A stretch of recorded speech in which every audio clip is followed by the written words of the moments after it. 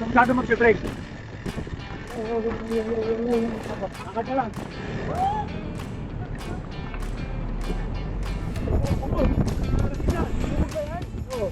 Labas ka dyan ako.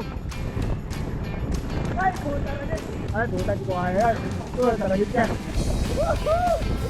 Uy! Up! Alam mo ba, Sol, pinaghihiwalay ang bata sa matatanda? Sa ahon! Nagmumukha kang bata eh! Bata pa ako. Hintayin natin yung mga mahihina. Ang tatagal nila. Ay, puta nga. Naboboard ako. Tayo fresh leg, ang tagal. Umakyat. Wala, hindi nyo na ako nakita. Nasaan ba kayo? Go! Angas ang saging, oh. Saging. Tagal nga, bukas sa TTV lang. Ilang yan. Naman kasi, tagal eh. Ay, nako. Ow! Ow, sakit! Mami! Sakit ang leg ko!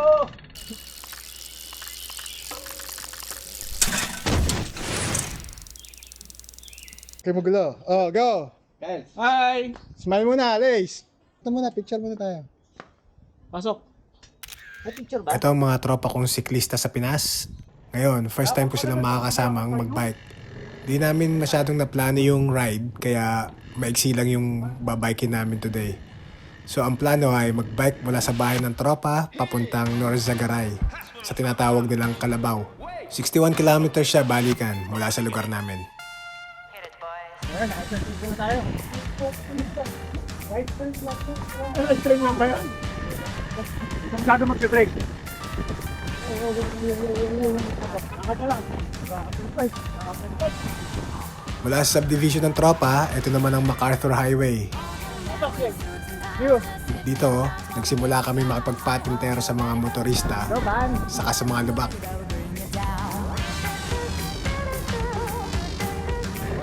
Mukha lang siya nakakatakot pero ang totoo, mahuhusay na driver ang mga tao dito.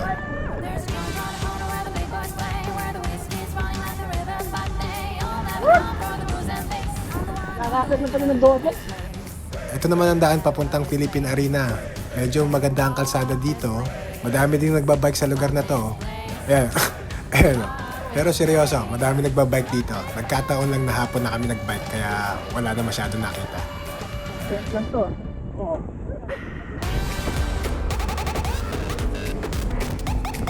Ay, puta, di ko kaya yan. Talagang yan. Ayan, balik kami sa pakipagpatintero pero advanced stage to. Nag-upgrade sa truck yung kapatintero namin. Go! Siyempre, since bihira lang kami magkasama-sama, di may iwasang magpakitang gila sa mga tropa. Atake lang ng atake. Angas ang saging, oh. Saging. Di rin may iwasan ng asaran. Ayun nga lang, hindi ko kaya.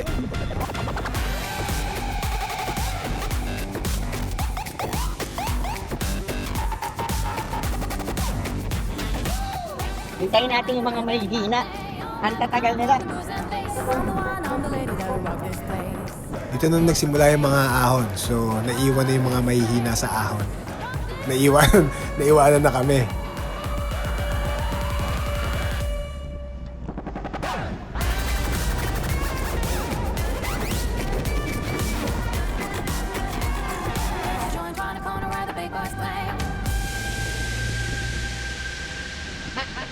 Ito yung tinatawag nilang kalabaw. Kaya pala kalabaw kasi may kalabaw. Tagal namin. Ano ba? Wala, hindi nyo na ako nakita. Nasaan ba kayo?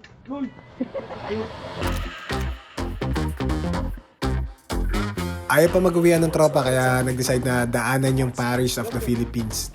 Tingnan natin mamaya kung bakit tinawag na Paris of the Philippines to. Ow! Ow! Ow! Sakit! Mami! Let's go! Mas makukunat yung ahon dito pero may iksi lang. Ay, hindi naman yan. Ayan. Ano tayo na taas? Tarik!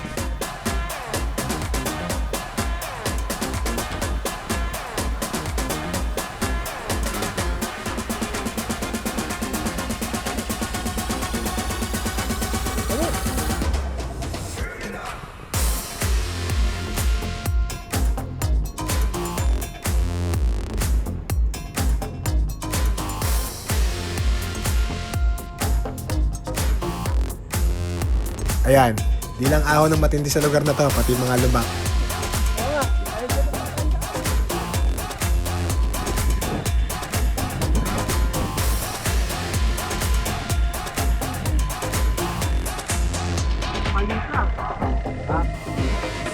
Brad, saan papunta Santa Maria? Thank you. Patag na to? Patag na to? Tayo. Hindi na kahit sa patag eh. Di pa wala na ako sa patag eh.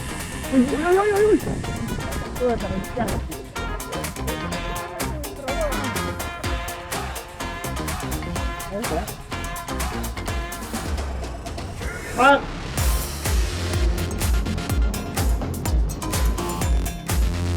Lang. Nakakagawa ako. Oh, parang bata ako. Lagi na po ito. Mukhang masama.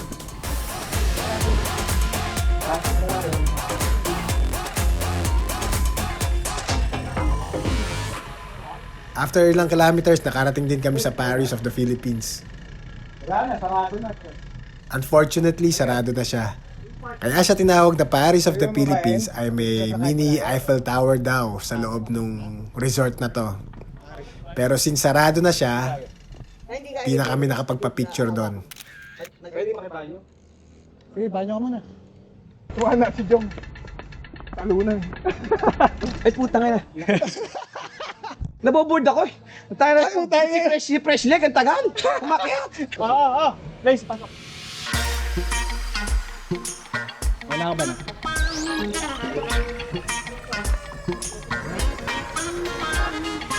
Medyo dumidilim na kaya nag-decide na mag-uwian na. Wala pa patag.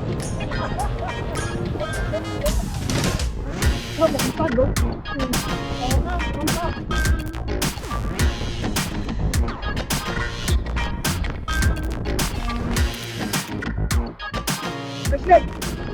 Saan?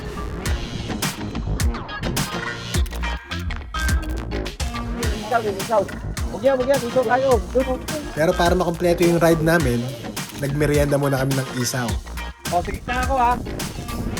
Uy, Sa kasawiang palad, inabutan kami ng ulan. sige na. Ay, ito tayo. Oh.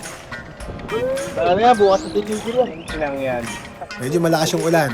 Nagpatila kami saglit, pero mukhang di na siya titigil. So, nag-decide na lang kami na tumuloy umuwi kahit umuulan.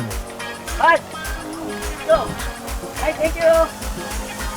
Salamat!